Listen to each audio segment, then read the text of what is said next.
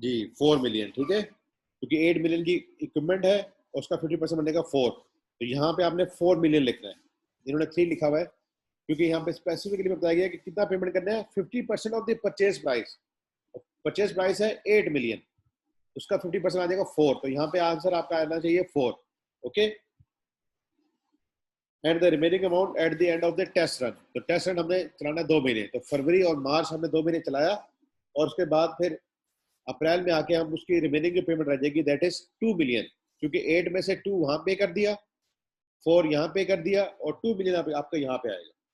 तो इस तरह करने से बेटा आपकी सारी पेमेंट्स कंप्लीट हो जाएंगी। पेमेंट्स का टोटल करेंगे, कलेक्शन का टोटल करेंगे, तो आपके पास सरप्लस या डेफिसिट आ जाएगा। उसके अंदर ओपनिंग बैलेंस हमें दिया गया है 100 मिलियन, ओपनिंग ऐड करेंगे तो हमारे पास आ जाएगा क्लोजिंग। क्लोजिंग अगले पीरियड का बन जाएगा ओपनिंग, फिर closing, opening and so on. तो ये बेटा इस क्वेश्चन में ये ट्रीटमेंट हो रहा है, ठीक है। तो इसमें जो आज चीज हमने देखी है वो ये कलेक्शन का पैटर्न है, ये कलेक्शन कैसे फ्लो कर रही है, ठीक है। अब इस क्वेश्चन में बच्चों बैड डेट्स नहीं थे, समटाइम क्वेश्चन में बैड डेट्स भी आ जाएंगे, ठीक है। तो बैड डेट्स क्या होंगे, वो रिकवरी नहीं होती हमारी, तो हमारी जो कलेक्शन होगी वो लेस देन क्रेडिट सेल्स होगी, ये इसमें क्वेश्चन आएगा। प्लस हमने इसमें स्टॉक्स निकालना देख लिए, क्लोजिंग स्टॉक कैसे आएगा, ओपनिंग स्टॉक कैसे आएगा, परचेजेस कैसे आएंगे एंड सो ऑन। तो ये क्वेश्चन इस हवाले से था। अब हम आते हैं नेक्स्ट क्वेश्चन की तरफ, that is example number 10।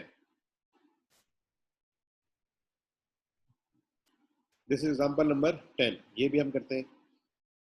Sadiq limited is in the process of preparation of budget for the year ending December 31, 2018। हम बना रहे हैं बजट पूरे साल का। Following are the extracts from the statement of profit and loss for the year ended December 2017। हमारे पास 2017 का ये डाटा दिया गया, अब हमने बनाना है 2018 का, ठीक है बेटा। सेल्स है हमारे पास 7.5 मिलियन की, जिसमें से 30% होती है कैश सेल्स, तो 70% is credit sale. Okay, cost of good sold, जो ये सेल्स है इसका कॉस्ट है 4 million, gross profit 3.5 million, operating expenses 1.25 million and net profit before tax is 2.25 million. Okay, and this is the data of 2017. Raw material inventory as on 1st January 2017 amounted to rupees 152 billion। ये cost है, cost के अंदर आपको पता है opening plus purchases less closing करते हैं, तो हमारे पास कॉस्ट आती है और वो बता दी गई है ओपनिंग इन्वेंट्री की value 152 billion. There were no opening and closing inventories of work in process and finish goods, तो आपने उसका ट्रीटमेंट कुछ करना ही नहीं है, वर्क इन प्रोसेस का भी और फिनिश गुड्स का भी। तो आपने ट्रीटमेंट किस इन्वेंट्री का करना होगा, जस्ट रॉ मटेरियल का। ओके, अच्छा बच्चों, SL follows FIFO method for valuation of inventories. तो जो पहले आपके पास स्टॉक पड़ा है ये पहले कंज्यूम हो जाएगा और जो क्लोजिंग स्टॉक आपके पास बनेगा वो करंट परचेजेस से बनेगा। ओके, अच्छा बच्चों, इस क्वेश्चन में थोड़ी सी आपकी जो फाइनेंशियल अकाउंटिंग में चैप्टर है ना रेशोज का, इन्वेंट्री टर्नओवर, डेटर्स टर्नओवर, वो भी यूज होगा। अगर वो आपको नहीं आता तो मुझे बता दें, ताकि थोड़ा सा हमें उसके ऊपर फोकस करना पड़ेगा, अदरवाइज चलो अभी देख लेते हैं। Selling price would be reduced by 5%। Further credit period offer to customers would be reduced from 45 days to 30 days. अब हमने अपनी क्रेडिट पॉलिसी को टाइट किया है, पहले वो 45 डेज की थी कि हम लोगों को कहते थे भाई आप हमें 45 डेज में पेमेंट कर दिया करो। जब उसको कहते हैं ना टाइट करना, तो ये कलेक्शन डेज हम कम करते हैं। अब लोगों को कह रहे हैं भाई 30 डेज में हमें पेमेंट करनी है।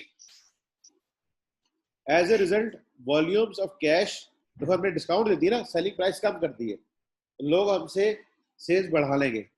जब प्राइस कम करते हैं तो सेल्स बढ़ जाती है। Volumes of cash and credit sales are expected to be increased by 10% and 5% respectively. Okay? बच्चों ये बात समझ आ रही है कि सेल्स प्राइस कम करने से कैश सेल्स बढ़ रही है 10% और क्रेडिट सेल बढ़ रही है 5%। ओके,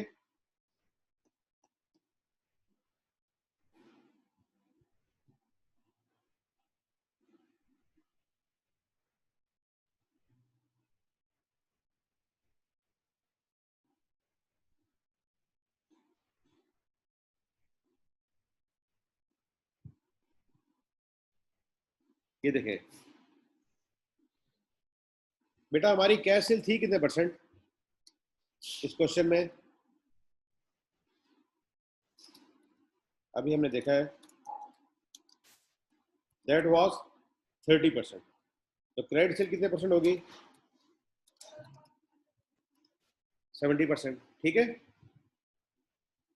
यह क्वेश्चन हमने देखा था कैश सेल है 30%, तो क्रेडिट सेल हो जाएगी 70%। कैश सेल कितने परसेंट बढ़ रही है? 10%, और क्रेडिट सेल बढ़ रही है 5%। तो ओवरऑल कितना इंपैक्ट आ रहा है? क्रेडिट सेल को हमने 5% इंक्रीज कर दिया, ये बन गया 0.735, यानी इसको हमने अभी डेसिमल्स में रखा है, और 30% हमने इंक्रीज कर दिया बाय 10%, तो ये आ गया 0.33।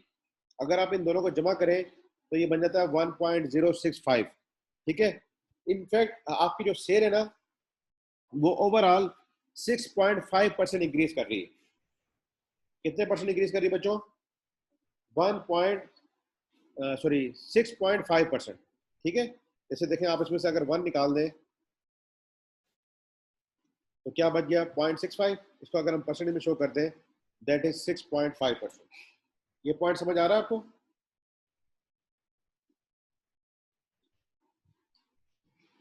कैश सेल है 30% जो कि 10% इंक्रीज कर रही है, तो उसका मतलब होता है 1.10 हम कर दें। क्रेडिट सेल थी 70% जो कि बढ़ गई है 5%, तो ये बढ़ के बेटा आ जाएगी 0.735, ये आगे 0.33। इन दोनों को समअप कर दिया हमने।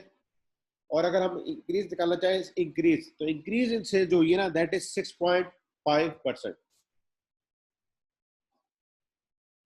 ओके, शाबाश, वेरी गुड बेटा। तो हमारे पास अभी इस पॉइंट को और बहुत जगह यूज होगा, मैंने इसलिए इसको यहाँ पे आपको थोड़ा सा समझाया है। अच्छा जी, ratio of manufacturing cost was 5:3:2। 5 जाएगा फॉर रॉ मटेरियल, 3 जाएगा फॉर डायरेक्ट लेबर, एंड 2 जाएगा फॉर फैक्ट्री ओवरहेड। देखो ना इस कॉस्ट के अंदर बेटा क्या शामिल होता है? Raw material, direct labour and FOH. Okay, manufacturing cost में यही होता है ना, तो उन्होंने मैन्युफैक्चरिंग कॉस्ट का बता दिया 532 है। अब बेटा जो कॉस्ट ऑफ गुड्स सोल्ड है यही हमारी मैन्युफैक्चरिंग कॉस्ट भी है, यही हमारी कॉस्ट ऑफ गुड्स मैन्युफैक्चर्ड भी है, और यही हमारी कॉस्ट ऑफ गुड्स सोल्ड भी है। क्यों? क्योंकि वर्क इन प्रोसेस और फिनिश्ड गुड्स तो है ही नहीं। तो आप इस कॉस्ट ऑफ गुड्स सोल्ड को अगर लिखना चाहो,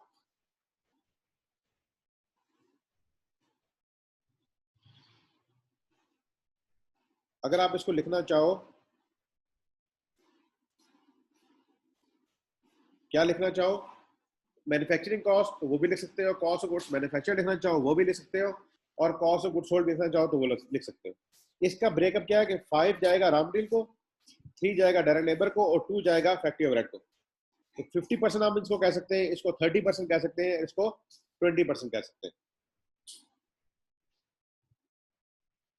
अच्छा जी, इसके बाद है कि all operating expenses and 20% of factory overheads are fixed। सारे के सारे ऑपरेटिंग एक्सपेंसेस जो है वो फिक्स्ड है, जो ये दिए गए हैं आपको, और जो फैक्ट्री ओवरहेड है ना उसका 20% फिक्स्ड है। तो बच्चों वेरिएबल कितने परसेंट हो जाएगा फैक्ट्री ओवरहेड का? 80%। Okay, total depreciation for the year 2017 amounted to rupees 100 million and was apportioned between manufacturing cost and operating expenses in the ratio of 7:3। यानी कि 70% चला जाएगा मैन्युफैक्चरिंग के लिए और 30% चला जाएगा ऑपरेटिंग के लिए। और डेप्रिसिएशन आपको पता है बेटा ये फिक्स कॉस्ट होती है। ये कौन सी कॉस्ट होती है? Fix cost. And depreciation for the next year would remain the same. अभी अगर 100 मिलियन है तो नेक्स्ट पीरियड की भी 100 मिलियन रहेगी।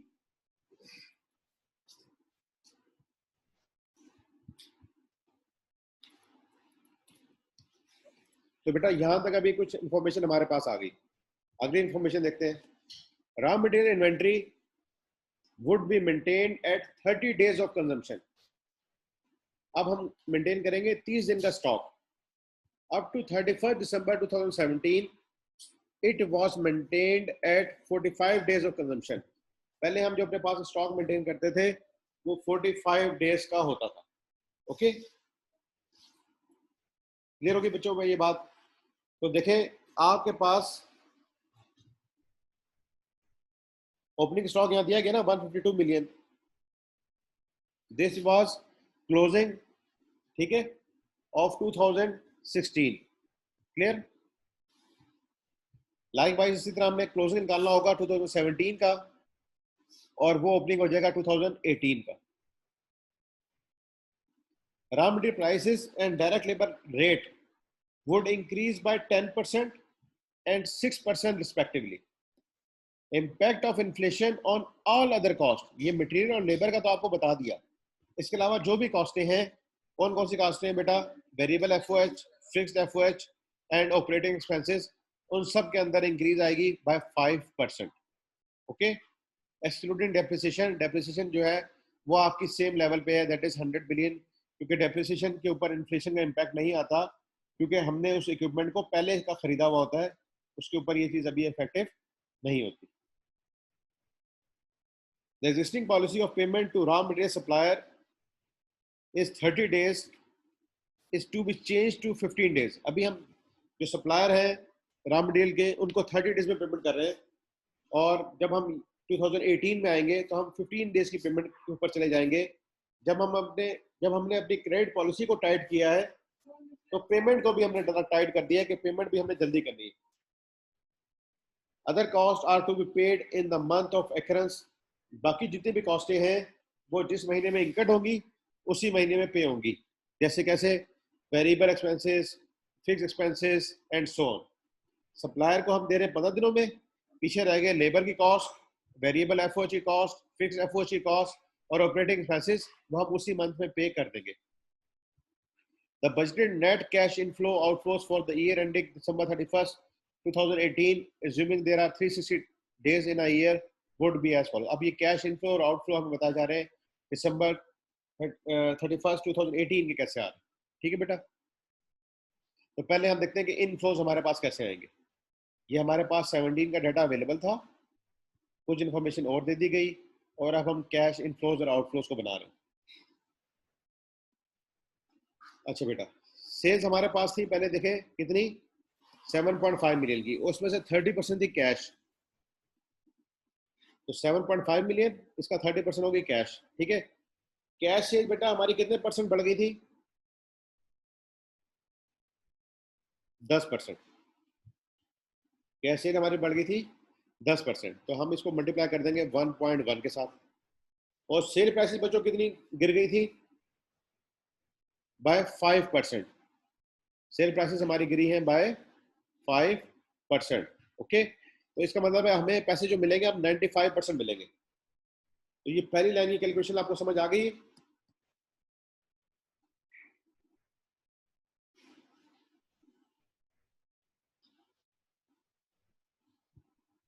This is total sales, that is the cash portion 30%।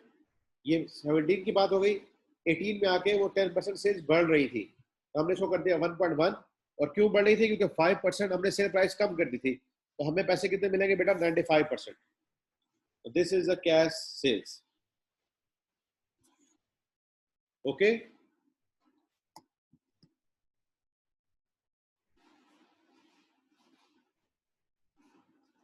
अच्छा बेटा दोबारा बता देते हैं। देखें, आपको ये पता कि आपकी 17 की सेल कितनी थी? 7.5, और प्राइस की रिडक्शन कितनी हुई है?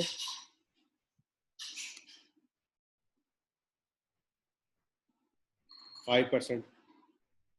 कैश सेल कितनी थी? 30%। ओके, जो जो चीजें इसमें आ रही है मैं उसको हाईलाइट करूँ। प्लस हमारी कैश सेल्स क्या हो रही है?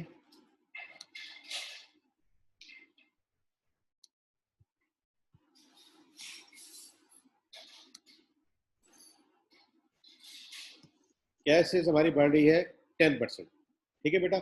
ये जो हाईलाइटेड एरिया ना बस अभी आ रहा है, तो 7.5 मिलियन, इसका लिए 30%, वो हो गई कैश सेल्स, वो इंक्रीज कर गई है 10% से, ठीक है। तो अपने पास कैलकुलेटर में कर ले, 7,500, इसका लेंगे हम 30%, बेटा ये बन गया 2,250, ये इंक्रीज कर गई है 10%, तो हम 110% ले लेंगे, ये बन गया 2475। और बेटा आप प्राइसेस गिर चुकी हैं 5%, तो हमें पैसे मिलेंगे 95%। तो जब हम 95% से मल्टीप्लाई करेंगे तो हमारा आंसर आ जाएगा 2351.25। ओके,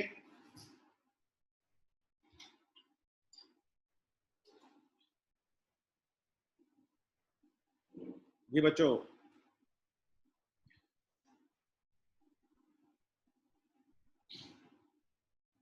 ठीक है,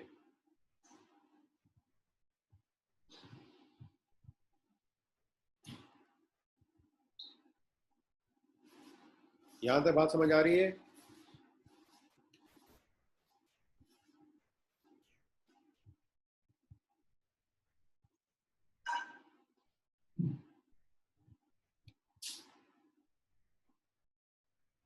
इसके बाद आता है क्रेडिट सेल की बात। इसकी बात आ रही है बेटा, क्रेडिट सेल्स। अच्छा जी, क्रेडिट सेल के साथ क्या ट्रीटमेंट होगा आप उसको देखते हैं। बजटेड क्रेडिट सेल, देखिए 30% कैश थी ना, तो 70% क्या हो जाएगी क्रेडिट। और इसके अंदर इंक्रीज कितना हो रहा है 5%, और सेल प्राइस रिड्यूस हो चुकी है बाय 5%। तो सेम इसी पैटर्न पे 7500 इंटू 70% इंटू 5% इंक्रीज, और सेल प्राइस में 5% रिडक्शन है, तो ये हमारे पास आ गई क्रेडिट सेल की फिगर। अभी जस्ट क्रेडिट सेल निकाली है हमने। ठीक है बेटा, this is just credit sale. अच्छा जी, अब हम निकालेंगे यार ओपनिंग डेटर्स। ओपनिंग डेटर्स हमारे पास कितने आएंगे बेटा? लास्ट पीरियड में हमारी सेल थी 7.5 मिलियन, और उसका 70% होती थी क्रेडिट सेल। ये आ गई पूरे साल की सेल। ठीक है, हमारे पास रिसीवल की पहले पॉलिसी क्या थी, 45 डेज का हम क्रेडिट देते थे। तो हमने पूरी साल की सेल को 360 से डिवाइड कर दिया और 45 से मल्टीप्लाई कर दिया, तो हमें पता लग गया कि हमारे कितने पैसे रिसीवेबल्स में होते हैं। इस तरीके कार से हमें रिसीवेबल की अमाउंट पता लग रही है, ओपनिंग रिसीवेबल ऑफ 2018 और क्लोजिंग रिसीवेबल्स ऑफ 2017। ये पॉइंट समझ आ रहा है बच्चों?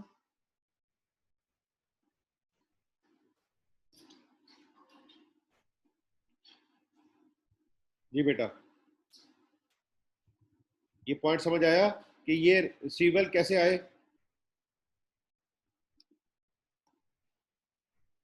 गुड।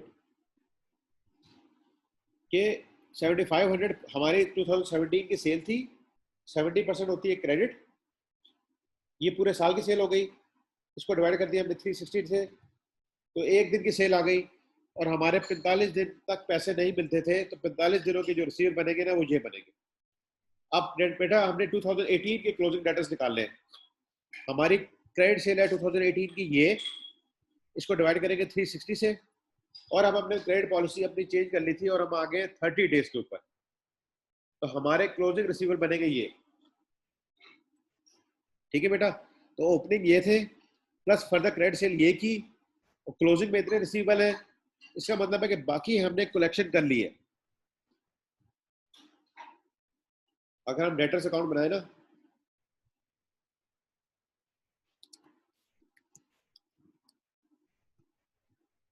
यहाँ आ जाएगा ओपनिंग, यहाँ आ जाती है क्रेडिट सेल,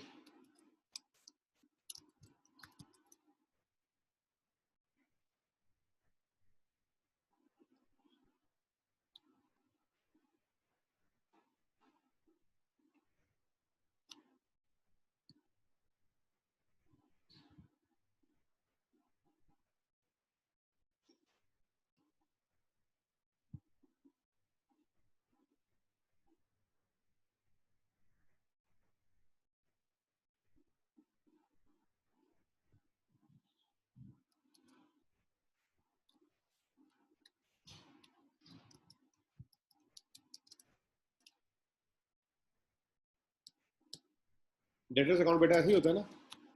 तो हमने क्रेडिट सेल की भी फिगर निकाली कैसे जी? ये हमने निकाली हुई है 5236.88, 5236.88, ये हमारे पास है क्रेडिट सेल की फिगर। ओपनिंग हमने निकाल लिया है 656.25,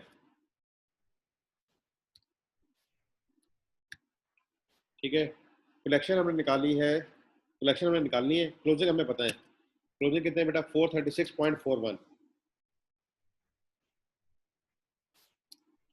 ये हमारे क्लोजिंग। तो हमारे पास जो टोटल रिसीवेबल था बेटा ओपनिंग प्लस जो क्रेडिट सेल की,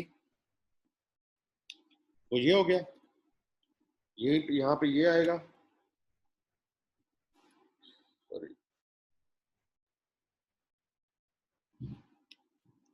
और कलेक्शन हमारे पास हुई होगी दिस माइनस दिस, तो ये आपके पास आ गई कलेक्शन, ठीक है बेटा।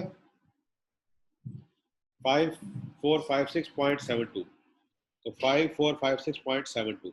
अब आपके पास टोटल कलेक्शन कितनी हुई, ये हुई है क्रेडिट वालों से और ये हुई है कैश वालों से, इन दोनों को ऐड अप किया तो ये टोटल इनफ्लोज आपके पास आ गए हैं from sales, from sales, okay. ये बात समझ आ रही है बेटा? अगर किसी को इसमें कोई कंफ्यूजन है प्लीज बताएं। ये सिंपल आपने पढ़े हुए होंगे इनकम्प्लीट रिकॉर्ड्स, उसमें भी डेटर्स की कलेक्शन वगैरह निकाली जाती है सम टाइम, तो ये हमने वही चीज निकाली।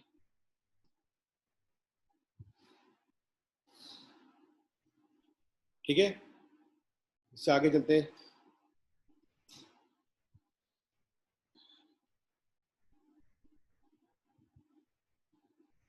अब पेमेंट्स टू सप्लायर्स हमने निकालनी है और डायरेक्ट लेबर निकालनी है एंड सो। तो बेटा अभी आपको लेबर वाले पॉइंट, फैक्टिव variable effective overhead, fixed overheads और ये चीजें समझाता हूँ। सप्लायर को जरा बाद में देखते हैं, पहले जरा डायरेक्ट लेबर को देखते हैं। बेटा कॉस्ट ऑफ सेल्स कितनी थी इस क्वेश्चन में, 4 मिलियन, ओके। उसमें से लेबर की कॉस्ट कितनी थी, 3, मटेरियल था 5, लेबर थी 3, ओके। तो देखें यहाँ पे डायरेक्ट लेबर 4 मिलियन। अच्छा जी, हमने ये देख लिया था कि हमारी सेल्स ओवरऑल इंक्रीज कितनी हुई थी, क्रेडिट सेल 1.05 हुई थी और जो कैश सेल है वो 1.1 हुई थी। तो ये जो बेटा इन्होंने ये सॉल्व किया हुआ ना, ये वाला पोर्शन, ये वो इंक्रीज इन सेल्स का इंपैक्ट डाला हुआ है, जिसको मैंने इस क्वेश्चन में पहले समझाया था। और लेबर कॉस्ट हमारी कितने परसेंट है, 30%। मटेरियल था 50%, लेबर थी 30%, तो ये वो 30% आ गया। और labour is a variable cost, that's why जब यूनिट्स बढ़े हैं तो ये भी बढ़ गया। और लेबर में इंक्रीज जो था ना इन्फ्लेशन का, दैट वाज 6%, ये दिया गया है। लेबर में इंक्रीज है इन्फ्लेशन की 6%। तो अगर हम यहां निकालना चाहें लेबर का इम्पैक्ट,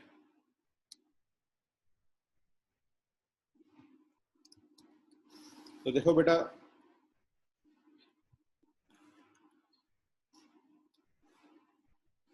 लेबर हमारे पास पहले कॉस्ट थी कितनी, 4000, ठीक है, जिसके अंदर कितना इंक्रीज आ चुका है, 6.5%, ठीक है, 6.5%।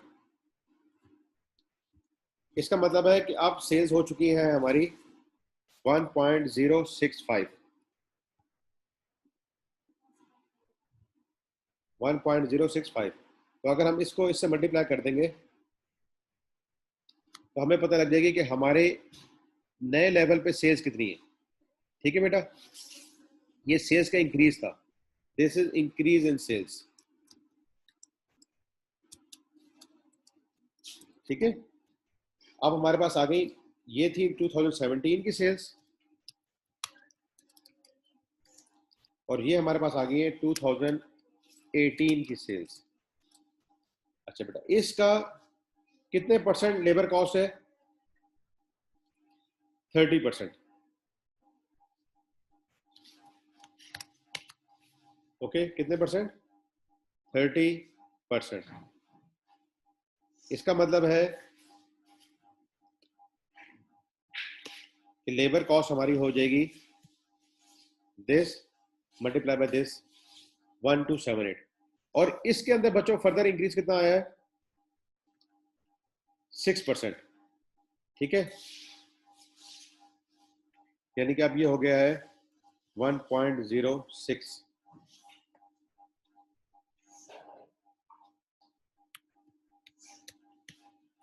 तो अब हमारे पास फिगर आ चुकी है this multiply by this, that is 1354.68। तो ये हमारे पास आ जाएगी बेटा लेबर की नई फिगर 1354.68। यहां से अगर आप समझना चाहें वो भी मैंने आपको बताया, और अगर हम सिंपल एक्सेल में कन्वर्ट करना चाहें तो मैं आपको बताता हूँ। देखिए ये थी लेबर की कॉस्ट इन, इसको लिखेंगे कॉस्ट ऑफ, कॉस्ट बस, ठीक है। ये लेबर की कॉस्ट थी, हमने जब निकालनी है 4 मिलियन टोटल कॉस्ट थी, उसका इंक्रीज इन सेल्स आ चुका है, यानी कि जो यूनिट्स हमारे बढ़ गए थे वो है 6.5%। ये हमने नीचे एक्सप्लेन भी किया है। तो ओवरऑल इंक्रीज कितना हो गया 1.065, वो इतने नंबर ऑफ सेल्स बन गए। लेबर हमारी है 30%, लेबर का जो कंपोजिशन है हमारा ओवरऑल कॉस्ट में वो कितना है 30%, वो ये बन गया। और इसके अंदर इन्फ्लेशन का इम्पैक्ट आ गया है 6%।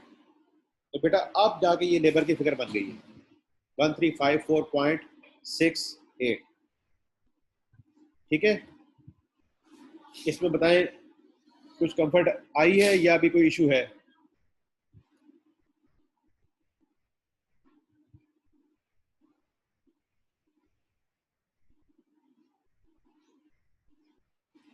जी बेटा, इस क्वेश्चन को कल इंशाल्लाह हम कंप्लीट कर लेंगे। आप इस क्वेश्चन को जरा देखिएगा, ठीक है। तो अभी हमने लेबर तक कर लिया है, इसके अलावा वेरिएबल एफओएच और फिक्स्ड एफओएच के ऊपर भी जो वर्किंग हुई भी है ना, वो मैंने यहाँ बनाई भी है, आपके साथ अभी शेयर भी कर देता हूँ, ठीक है। तो फिर आप इसको अंडरस्टैंड करने की कोशिश करें, वरना इंशाल्लाह कल मैं आपको इसको एक्सप्लेन कर दूँगा। अस्सलाम वालेकुम व रहमतुल्लाहि व बरकातहू।